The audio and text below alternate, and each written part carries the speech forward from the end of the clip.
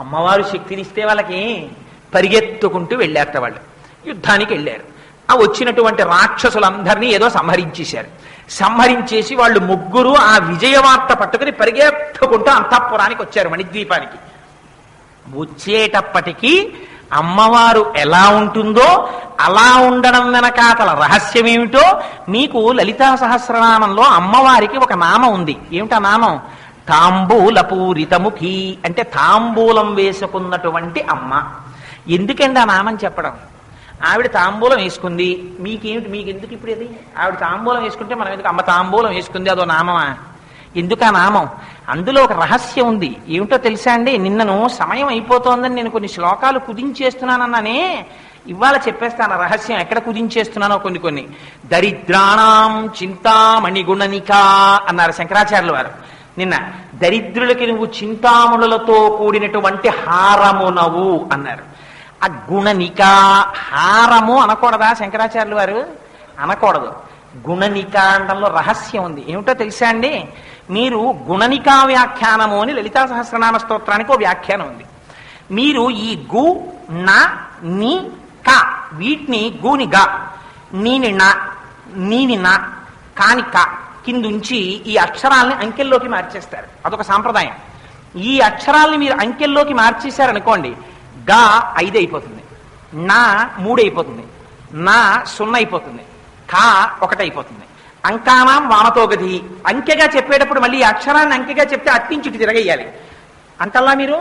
మరి అష్టోత్తర శతనామం అంటున్నారు. అష్టోత్తర అన్నప్పుడు ముందు 8, శత అంటే అటువైపుకి 100 చెప్పినప్పుడు 100 ఇటేసి 8 అటేసి 108 అంటల్లా. చతుర్దశ ముందు 4, దశ 2 చెప్పినప్పుడు 10 ఇటేసి 4 అటేసి 14 అంటల్లా. అంకానాం వామతోగతి అట్నుంచి మార్చి చెప్తారు. అందుకని ఇప్పుడు మీకు ఇవేమైపోతుంది, అట్నుంచి ఇటుకేశారనుకోండి 1053 వస్తుంది. లలితా సహస్రనామ స్తోత్రాన్ని గుణనికా వ్యాఖ్యానంతో చదివి నామాల్ని ఏరితే 1053 వస్తాయి. ఇవి ప్రతి నామం చింతామణి అయిపోతుంది. గుణనికా వ్యాఖ్యానాన్ని చదివి లలితా సహస్రనామ స్తోత్రం చదివితే మీరు ఏ నామం చెప్పినా అది చింతామణి మీ చేతిలోకి వచ్చి కూర్చుంటుంది. ఆ చింతామణి చేత్తో పట్టుకున్నవాడు ఏదైనా చేసేస్తాడు. ఇక అందుకని ఇదిగో గుణనిక అనొక్క మాట శంకరుడు వేస్తే దాని వెనకాతల అన్ని రహస్యాలు. అది నిన్నటి శ్లోకానికి మళ్ళీ ఇవాళ వచ్చాను చెప్పాలి కాబట్టి. సరే, అందుకని ఇక్కడ శంకరులు అంటారు, ఈ ముగ్గురు యుద్ధానికి వెళ్ళారు రాక్షసుల మీదకి. వెళ్ళిన వాళ్ళు యుద్ధం చేశారు, గెలిచారు రాక్షసుల మీద. పరుగున ఇంటికి వచ్చారు. అంతఃపురంలో అమ్మవారు కూర్చుని తాంబూలం వేసుకుంది. అక్కడ కదా ఆగాను. తాంబూలపూరితముఖి, తాంబూలం వేసుకున్నమ్మా అని లలితా సహస్రంలో అమ్మవారికి ఓ పేరు. ఎందుకంటే ఆ పేరు వ్యాసుల వారు అంతే చెప్పు వదిలేశారు. ఆ పేరేమిటో, ఆ పేరు వింటే ఏమవుతుందో, అలా అమ్మవారి నోటిని చూస్తే ఏమవుతుందో, అలా ఎందుకు వేసుకుని ఉంటుందో రహస్యాన్ని శంకరాచార్యుల వారు చెప్తారు ఇవాళ. ఆయన అంటారు, ఆ ముగ్గురు యుద్ధంలో గెలిచారు. గెలిచి విజయవార్త చెప్పాలనుకున్నారు అమ్మకి. చెప్పాలనుకుని అమ్మవారే కదా మరి పిలిచి చెప్పింది యుద్ధానికి వెళ్ళమని. శక్తినిచ్చింది అమ్మవారే, పరాశక్తి స్వరూపం గనక. పరిగెత్తుకుంటూ వచ్చారట. ఇంటికి వచ్చి అంతఃపురంలోకి పరిగెత్తుకుంటూ వచ్చేసారట లోపలికి. వచ్చేటప్పటికి రణేజిత్వా దైత్యానపహృత శిరస్త్రై కవచిభి. అంతఃపురంలోకి పరిగెత్తుకుంటూ వచ్చేశారు. అమ్మ దగ్గరికి వెళ్ళాలి. అమ్మ దగ్గరికి వెళ్ళేటప్పుడు దేవాలయం లోపలికి వాన పడుతున్నా దర్శనానికి వస్తూ ఉంటే రాజద్వారం దాటి లోపలికి వచ్చేటప్పుడు టోపీ తీసేయాలి. తల తడిసిపోయినా సరే. ఛత్రం పట్టించుకునే అధికారం పరమాత్మకొక్కడికే ఉంది దేవాలయ ప్రాంగణంలో. వాన పడుతున్నా మనం గొడుగేసుకోకూడదు. రాజద్వారం దాటాక గొడుగేసుకోవాలి. ఎందుకని? ఛత్రం ధారయామి అని ఇక్కడ పరమాత్మకి మాత్రమే గొడుగు పడతారు. ఇక్కడ మనం గొడుగు పట్టుకుంటే అపచారం అవుతుంది. అందుకని గొడుగు గుళ్ళో ప్రదక్షిణం చేసేటప్పుడు కొంతమంది వాన పడుతుంటే గొడుగు మూసి లోపలికి ఎడతారు.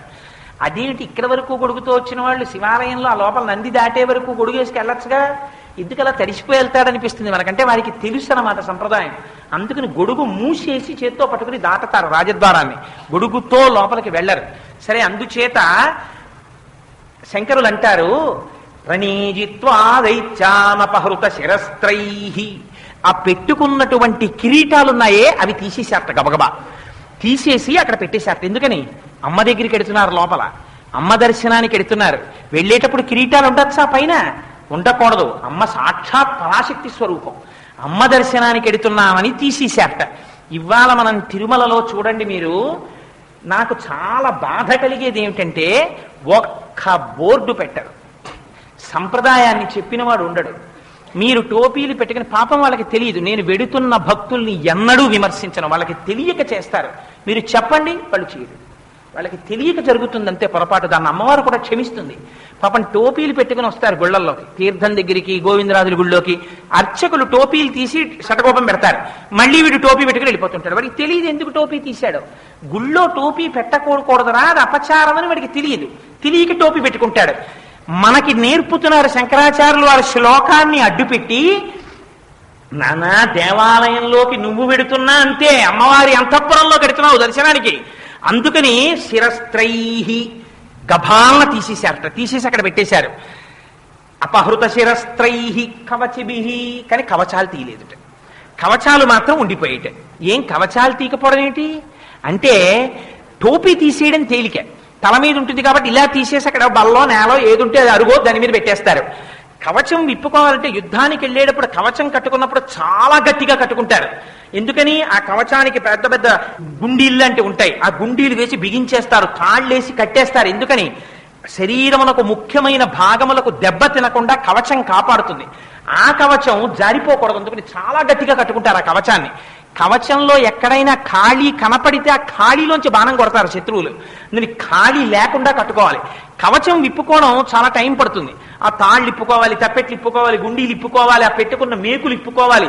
అవన్నీ విప్పి కవచం తీసి పక్కన పెట్టాలి. వీళ్ళు లోపల ఎంత సంతోషంగా ఉన్నారంటే అమ్మ దగ్గరికి వెళ్ళిపోయి చెప్పాలి, అమ్మ అమ్మ అమ్మ గెలిచేసామమ్మా, వచ్చేసామమ్మా అని చెప్పాలి. ఇది ఎలా ఉంటుందంటే మీకు నాటకీయంగా శంకరాచార్యులు వారు దర్శనం చేయిస్తారు. పిల్లవాడు ఉంటాడు, ఒరే నాన్న ఫస్ట్ యూనిట్ బాగా రాసావా అంటుంది అమ్మ పొద్దున్న సాక్స్ వేస్తూ. ఒరే నువ్వు ఆ సాక్స్ తో పరిగెడుతున్నావురా, అడుగునేమో నల్లగా అట్టలు కట్టేస్తున్నాయి, గోడ జారిపోతోంది ఆ సాక్స్ ఉతకలేక, నువ్వు ఆ సాక్స్ తో నడిచే అలవాటు మానేసేయి, బూట్లు విప్పగానే సాక్స్ కూడా విప్పు అంటుంది అమ్మ. ఇన్ని చెప్తుంది. అలాగేనమ్మా అలాగేనమ్మా అంటాడు. హాయిగా దొరలా కుర్చీలో కూర్చుని చేతిలో పళ్ళెం పెట్టుకుని టిఫిన్ తింటూ ఉంటాడు దొరగారు. పాపం అమ్మ కింద కూర్చుని వీడి కాళ్ళకి సాక్స్ వేస్తుంది. ఏమిచ్చి రుణం తీర్చుకుంటారండి అమ్మకి మీరు? మీ కాళ్ళు పట్టుకుని సాక్సేసి బూటు కాళ్ళలోకి ఎక్కించి ఆ లేసులు చక్కగా ముడేసి, ఒరే నువ్వు ఆ కాళ్ళు ఉండగానే ఆ బూట్లు ఇలా నొక్కేస్తున్నావు, అవి శుభ్రంగా ఇలా లూజ్ అయిపోతున్నాయి, అలా చేయకు, లేసిప్పుకో అని ఇన్ని చెప్తూ వాడు అన్నం తింటుంటే టిఫిన్ తింటుంటే ఈవిడన్నీ కడుతుంది. పాపం కడితే వీడు స్కూల్కి వెళ్ళిపోతాడు. వెళ్ళిపోయి మధ్యాహ్నం లంచ్ బ్రేక్ లో ఇంటికి వస్తుంటాడు. మార్కులు ఇచ్చారు, వీడికి ఏదో ఫస్ట్ మార్క్ వచ్చింది. ఆ ప్రోగ్రెస్ కార్డు అట్టుకున్నాడు. అమ్మకి చెప్పాలి, అమ్మ ఫస్ట్ మార్క్ వచ్చిందమ్మా అని. పరిగెత్తుకుంటే ప్రోగ్రెస్ కార్డు ఇలాగే చేతిలో పట్టుకుని పరిగెత్తుకొచ్చేస్తుంటాడు. ఆ వచ్చేసి ఆ బ్యాగ్ ఉంటుంది, కాలింగ్ బెల్ 2 మాటలు 3 మాటలు నొక్కేస్తాడు, తలుపులు గుద్దేస్తాడు. వస్తున్నా వస్తున్నా అని అమ్మ గబగబా వెళ్ళి గడియ తీసొచ్చి, పాపం అమ్మకేం తెలుసు, వచ్చి కుర్చీలో కూర్చుంటుంది. వాడు చాకలి మూట విసిరేసినట్టు ఆ బ్యాగ్ ఇలా తీసేసి ఒక్కసారి ఇంట్లోకి విసిరి పారేసి, ఈ బూటు కాలుతో ఈ బూట్ని, ఈ బూటు కాలుతో ఈ బూట్ని తొక్కేసి విప్పేసి, ఒక్కసారి మళ్ళీ ఆ సాక్షి విప్పాలంటే మాత్రం కూర్చుని శ్రద్ధగా ఇలా విప్పాలి, టైం ఉండదు.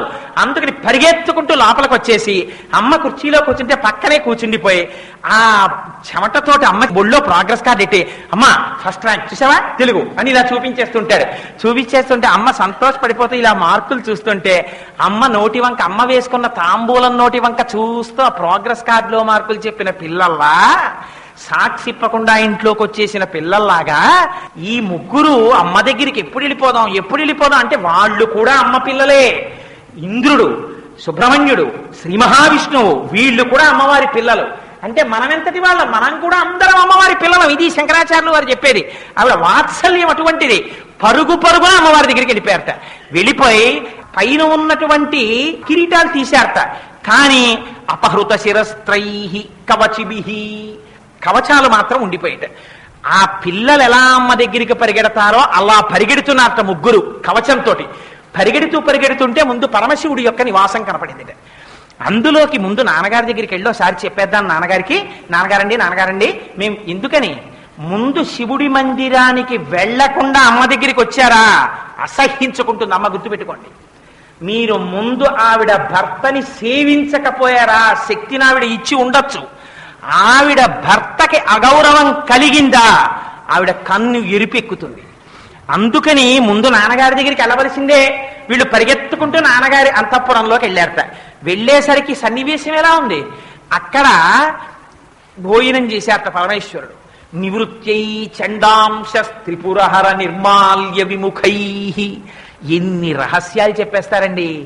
అక్కడ బంగారపు పళ్ళాళ్ళు పెట్టున్నాయిట. వాటిలో శంకరుడు చేసినంత భోజనం చేశారు, కొన్ని పదార్థాలు వదిలేశారట వారు. ఆయన భోజనం చేసేశారు కనుక వారు విశ్రాంతి తీసుకుంటున్నారని గుర్తు. ఇప్పుడు వెళ్ళిపోయి నాన్నగారి మీద అడిపోయి నాన్నగారిని ఓ నాన్నగారిని నేను లేపేయకూడదు, అమ్మ దగ్గరికి వెళ్ళాలి. ముందు నాన్నగారి దగ్గరికి వెళ్ళావా? వెళ్ళానమ్మా.